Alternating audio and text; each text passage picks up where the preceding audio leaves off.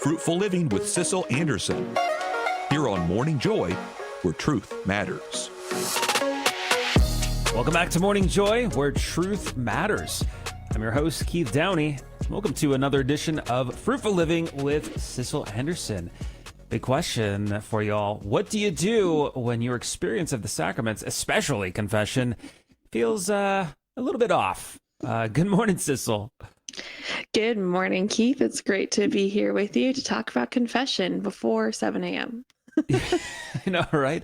Nothing gets me more pumped than, that's funny. It is. I mean, it's something that I think it always needs a refresher or primer when it comes to the sacraments and just really understanding them a bit better, because there's still, some confusion, maybe some questions that sometimes we don't really think about until it's 7 in the morning. I mean, that's the time when I do my deepest thinking, I think. but yeah, Debbie and Adam were covering some really great aspects of, going to confession and some of the things that we might do where, we may not be evaluating well or not doing a good self-reflection. And so maybe we avoid certain things in the confessional. But I wonder if you've ever had this experience, anyone who's listening, or you, Keith, where, so I'm a frequent confessor. I go to confession at least once a month usually.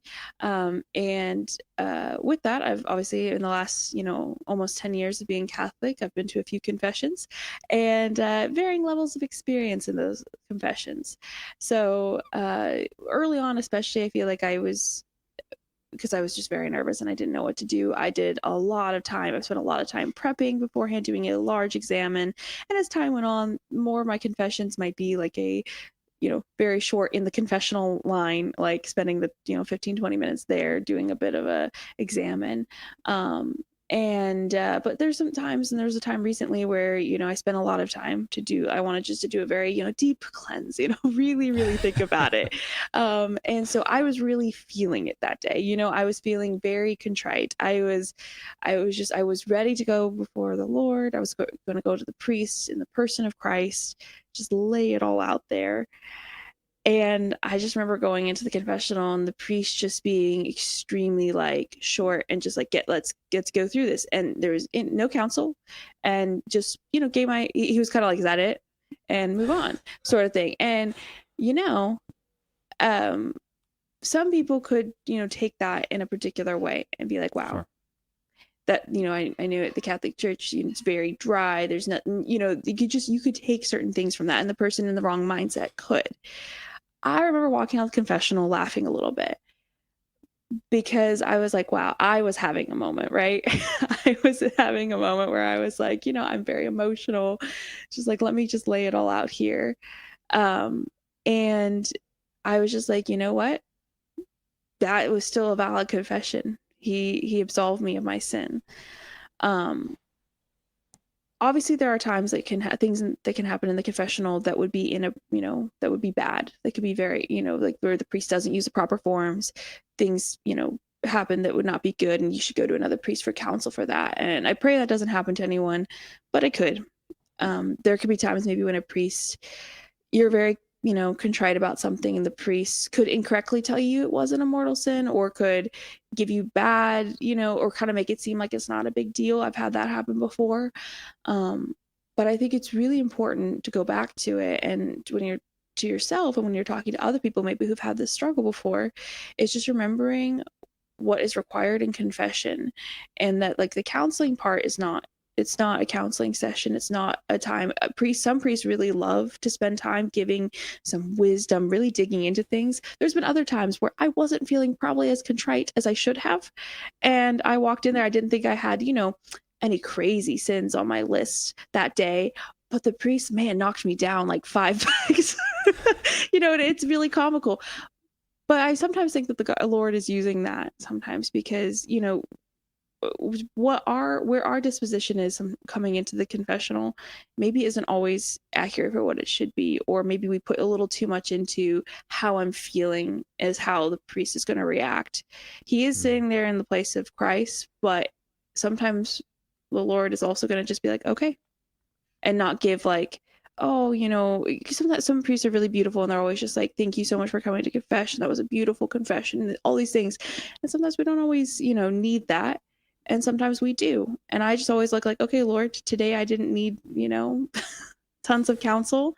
And instead, but like whatever the penance that they give, I really try to focus in on, okay, they gave me this penance. Let me do it very well. Like the time when the priest was extremely, like the priest didn't even greet me when I walked in. Like it was, he sat there in silence and I was like, oh, I need to start. Like, like I need to start this thing. And but he told me to go sit in the church for 10 minutes after and pray and do a few prayers. And I was like, cool, I need to do a lot of self-reflecting, and that's really awesome. I don't know if you've ever had experiences like that. It can be super discouraging, and it can be really hard, especially if someone's either newly coming back to confession, because you want to have that confession experience where you want to feel, you walk out of there just feeling like lifted, like all the weight is gone, you feel like you've just taken a fresh shower. But sometimes it is a 30-second confession, like it is a really short confession, and it doesn't have that emotion tied to it, if that makes sense. Yes, I feel like I have just like a shopping list long, a list of just kind of some of the I don't want to call them derailed confessions, but one in particular, it just kind of reminded me when you're talking about penance. When I went to confession, and it was like right before Easter, and this particular year I just never got a chance to go to confession, and so there was every once in a while a parish hosts a bunch of priests that come together, and then there's it gives you many people opportunities to get through a confession, like I think the Wednesday before Easter. And so I went there and went to the priest, confessed my sins, and then he asked what I should think my penance would be. And I'm like, I probably was a little too, snarky, and I was like, oh, well, isn't that your job, Father? Like, I'm probably going to give myself an easy out if I give myself penance. And then basically told me that my penance would be to be less angry. And so I feel like each of these instances where I felt like this wasn't a great experience, I've learned something about myself, and I probably should have been more humble in that circumstance. Looking back, wasn't as mature as I should have been during the sacrament, because it's still, like you said, it still counted as a legitimate confession. I just it just wasn't the one way I wanted it to go or way I expected it to. Also learned I probably should go to one particular confessor, so that way I don't feel this, this contempt towards, a priest. So yeah, it's just there's a list of times and situations that have occurred, but I've always tried to like look on the other side, like what did I personally get from this as far as learning about like what I should be doing? Yeah, exactly. And ultimately, again, it's important to remember, and again, unless something like inappropriate has happened in the form or anything like that, that's like a whole other situation. That is something that needs to be addressed. But sometimes the priest might be mad that day. That you get a little bit maybe more bite in the confessional. I've had that as well. And even priests I really, really, love and would love going to confession could be super like, you're like, okay, I'm feeling a little bit more today. Or just, say things that, are not like bad or inappropriate, but maybe not the best things that you wish you had heard, or, or there's something, because some priests, again, they like got a huge line and they're like, confess only mortals, like that, those sort of things can be said. I would encourage everyone to go to confession, even with venial sins. We're not required to confess them, but it's a good practice to do. And so it might take some time. Maybe you can find a place that's less crowded on a day, and you can hopefully you're in a place where there's options for you to do that.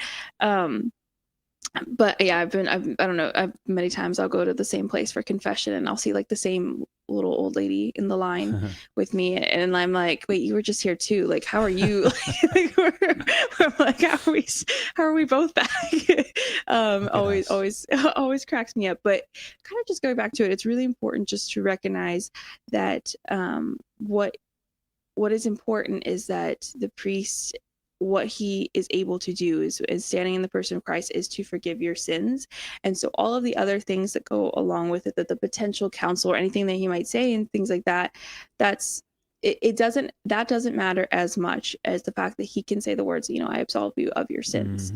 And to focus on that. And that some kind of weird things can happen every once in a while. You never know exactly what's going on and the situation that caused those things to happen. But, and it's hard, especially if you do have someone come up to you and is like, I just had this terrible experience in confession, and now I don't want to go back. I don't want to hear these things again. And it's hard because you're like, well, what do I say to that person? How do I encourage them? And I'd say just go back to the idea of, ask them the questions of, well, what can you take from this? What good can we take from this? Right. Is there some way that we can, and sometimes it's our own stubbornness and pride that gets in the way too, as well, when we're evaluating, because we're like, well, I just didn't want to hear that. That's today, true. Even though the Lord really did want you to hear that God can work through even our messiness, even a rough confession, and take that as an opportunity to, teach us. Yes. Now these are great, because I know everybody has been, anybody has been to confession has probably a story to share on, a poor experience. But I think, we can always try to find that one experience that really did have a beautiful, I guess another experience that kind of ties it together. So that way we're not always focusing on, because I know it's easy to focus on the negatives. It really is. So just like when you go to a restaurant, you leave a review if you have a poor experience, probably less likely to leave a review when you have a good experience. So yeah, this is good. Sissel, so you're not going to be on Back to the Father this Friday because you're going to go to Medjugorje, right? Yes, that is right. So we will not be doing Back to the Father. Actually, Back to the Father is off for a little bit of time, just because Fridays are falling on days that we're either out of town or 4th of July and things. So it's going to be a little bit, but you can always watch back some of our previous episodes. But we're very excited. We're leaving in 2 days and packing a bunch of stuff with us so that we can kind of keep connected with the Guadalupe Radio Network family while we're there. Very cool. Well, we'll certainly keep you and Dave and everybody else that's going in our prayers as you travel. But thanks again to Sissel. This has been great. And that is the end of our first hour. Can you believe it? If you're unable to stick around with us after the break, we'll have the second hour ready for you, either on Spotify or Apple Podcasts or YouTube. Just make sure to search GRN online and you'll find us. And for those that are leaving, we'll see you bright and early tomorrow morning. Thursday, 6 a.m. Central, 7 a.m. Eastern.